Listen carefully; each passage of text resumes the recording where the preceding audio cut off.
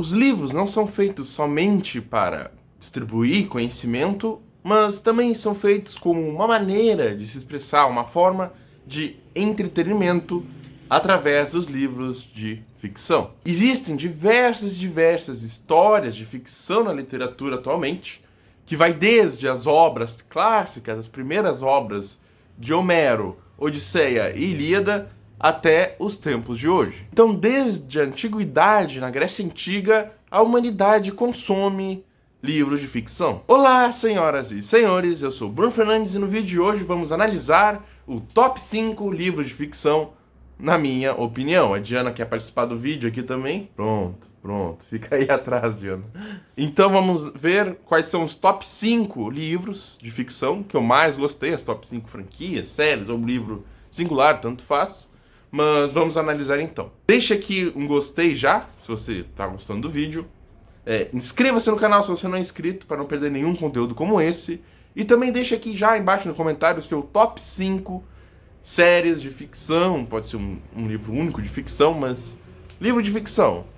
Esse conceito, primeiro, vamos definir aqui de ficção, ele engloba todos os gêneros de ficção. Ou seja, ficção científica, ficção fantasia, ficção histórica, como, por exemplo, o Érico Veríssimo escreveu O Tempo e o Vento, que conta a história do Rio Grande do Sul com personagens fictícios, mas é uma ficção, só que é baseada na história, então é uma ficção histórica. Um dos primeiros livros dessa lista é a série polonesa de Andrzej Sapkowski, The Witcher, onde nela temos a história de um bruxo que vai percorrendo uma série de aventuras e a gente acompanha a jornada desse bruxo, que se chama Geralt of Rivia.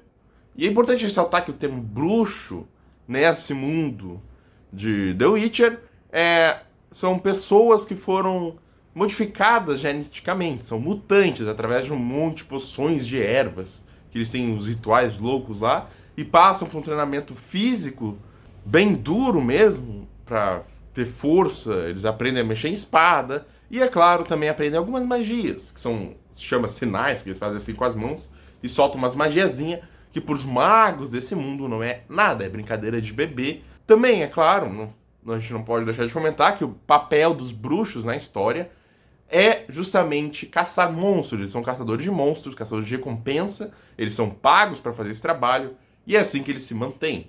E eles vão percorrendo o continente inteiro, que é o mundo do The Witcher, onde o território todo se chama continente, o nome do continente é continente, mas eles vão de bico em bico, matando um monstro, ganhando dinheiro, e assim eles são pagos. O primeiro livro, e o segundo também, é uma coleção de contos, mas a partir do terceiro temos uma história maior, onde acompanhamos a história de Geralt e a Ciri, que se torna mais ou menos uma bruxa, só que na realidade ela tem sangue elfo, e aí todo mundo atrás do sangue dela, por causa da profecia e tudo mais. Eu não vou dar muitos spoilers aqui, mas é uma franquia bem envolvente, com uma cultura, principalmente, que a gente não é familiarizado.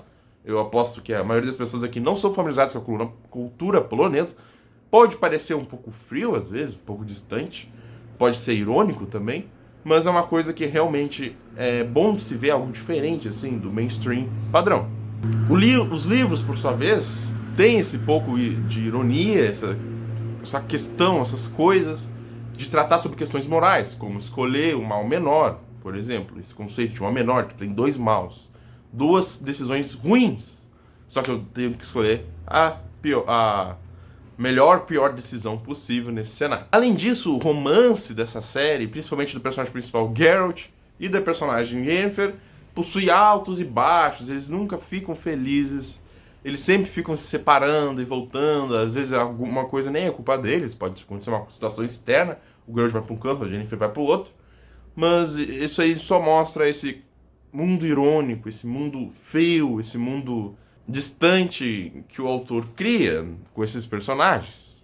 E combinam muito bem o grupo do Geralt, que ele vai viajando, tem até um vampiro Reginaldo, mas eu não vou dar spoilers novamente, vocês vão ver aí os livros, leem todos os livros, vale muito a pena. Não poderia faltar nesta lista, em quarto lugar, a série Harry Potter, obviamente.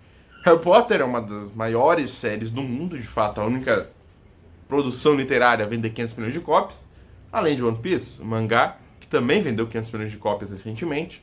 Mas, de fato, a série do Harry Potter, escrita pela J.K. Rowling, que inclusive é bilionária, tanto em livros, quanto em parques temáticos, quanto em jogos, tudo ela tá bem, muito bem, obrigado. O bruxo mais famoso do mundo está nessa lista, pois é uma obra de ficção que não somente me influenciou a começar a ter gosto pela leitura, como também incentivou minha imaginação e minha criação.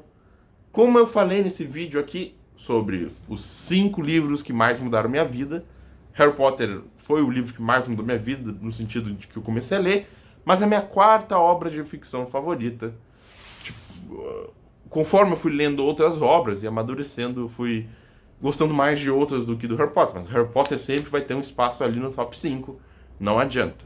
Mesmo depois de ter crescido, as histórias ainda têm um apelo na imaginação, tem um mistério muito bem construído, tem personagens secundários que ajudam, às vezes até mais que o Harry Potter, como Hermione Granger, que ajuda mesmo a resolver os mistérios, e cada personagem tem uma personagem única, que naquele mundo riquíssimo em detalhes, em tipo, world building, a construção desse mundo é muito boa, e também é uma coisa diferente, o mundo de magia, onde tem magos, e esses magos têm ministérios, os ministérios têm aurores, e esses aurores têm uma função específica, e tem outro departamento.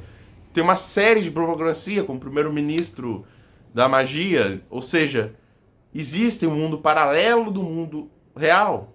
E isso é uma coisa que tu tem que parar, pensar, criar. Não é só a história do Harry Potter, mas é todo esse universo construído, que rendeu não só 7 livros, mas como também esse background histórico rendeu uma série de questionamentos de o que veio antes. Eles citam a batalha de Grindelwald e Dumbledore. Eu quero ver essa batalha, como Lord Voldemort surgiu. Tudo isso são questões que ficaram em aberto nos 7 livros. Eles comentam assim, bem rápido, mas ficou em aberto. A gente quer ver um prequel mesmo. E foram abordadas nos filmes dos Animais Fantásticos e Onde Habitam, 1, 2 e 3. Eu esqueci, sinceramente, o subtítulo desse filme e não importei de pesquisar, porque eles são horrorosos, eles são muito ruins mesmo. Infelizmente, não conseguiu. Talvez quando a saga estiver completa, eu ver todos os filmes em ordem, uma noite ou alguma coisa, as coisas começam a fazer sentido, mas eles são basicamente escritos como se fosse um livro.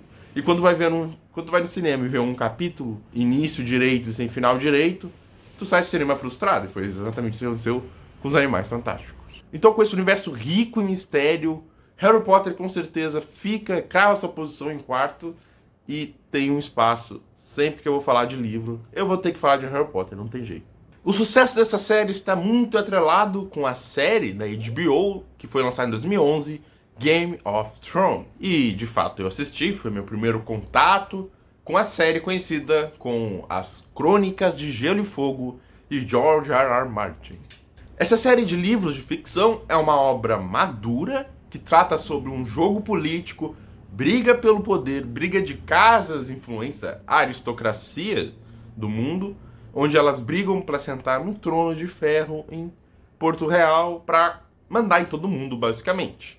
Tem muito desse diálogo incisivo, dessa coisa de persuasão, de por trás dos panos, de envenenamento, de intrigas políticas mesmo e batalhas entre casas, que às vezes é uma coisa que o fulano antepassado fez, mas as casas ainda são rivais até os dias de hoje. E é claro, também tem um pouco um quê místico de fantasia, porque na série temos dragões, temos uma mística lá dos filhos da floresta, que criaram os White Walkers, que ficam além de uma muralha gigantesca, que protege uma ameaça que ninguém nunca mais falou, mas que está começando a crescer. Então temos esse mistério, essa tensão nas Crônicas de Gelo e Fogo, e tudo isso é um tempero a mais no principal, que é realmente a intriga política.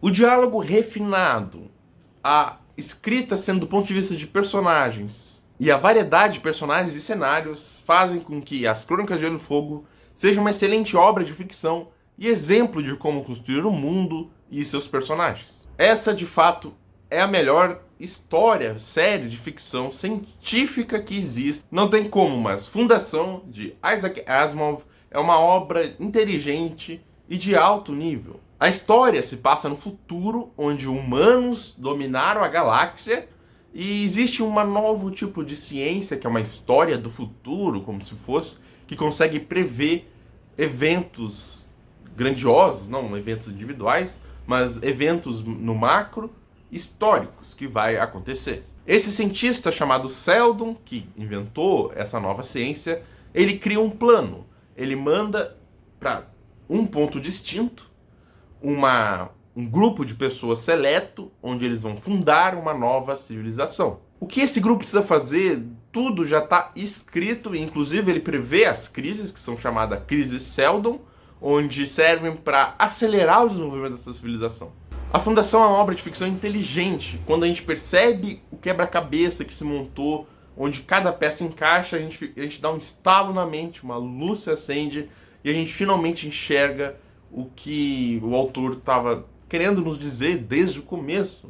A gente poderia resolver o mistério antes, e quando ele revela o resultado, pensa, se eu ler de novo, eu vou saber que esse evento aconteceu por causa daquilo que ia acontecer na frente. Então isso tudo torna essa série de ficção científica a melhor de todos os tempos, pois utiliza temas espaciais, utiliza tecnologia e utiliza relações humanas e crises e eventos macro para contar um pouco essa relação entre o Império Galáctico, poderoso, e um pequeno grupo de pessoas que se torna tão poderoso quanto ao longo de várias e várias gerações.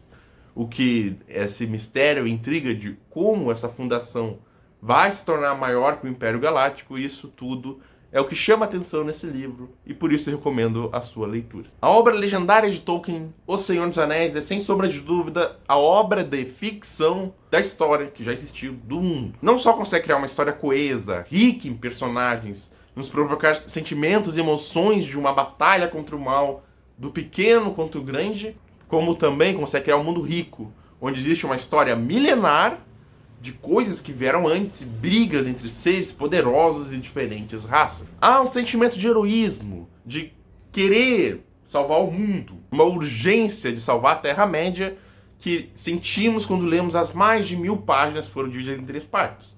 A Sociedade do Anel, As Duas Torres e O Retorno do Rei. A obra de Tolkien deve ter influenciado uma série de autores a escrever fantasia. Com certeza me influenciou nesse sentido de querer criar um mundo, querer criar explicações e história para as coisas e criar um background histórico rico em detalhes onde uma pedra deve ter uma história só no Silmarillion lá sobre aquela pedra que veio não sei das quantas, que foi tocada por não sei quem. Então tudo isso, essa riqueza, esse background histórico forte do Tolkien, fora que é uma história muito boa, a história do Senhor dos Anéis, os hobbits vencendo o grande mal de Mordor, é uma história que não tem como, é uma história muito emocionante, bem escrita e realmente vale a pena. Portanto, a série de Senhor dos Anéis, o universo Tolkien em geral, todo esse mundo que ele criou, esse conjunto de livros, é a melhor série de ficção que eu já li e a melhor série de ficção da história. E para você, quais são seus livros de ficção favoritos? Deixa aqui no comentário pra gente debater e também para eu pegar algumas recomendações. Eu tô querendo algumas recomendações de leitura. Então deixa aqui embaixo quais livros de ficção você me recomenda ler. Espero que tenham gostado. Não é inscrito no canal e não quer perder mais nenhum conteúdo como esse, inscreva-se agora mesmo e fique atento às próximas novidades. E aqui vão mais 2 vídeos para você aprender junto comigo. Até a próxima!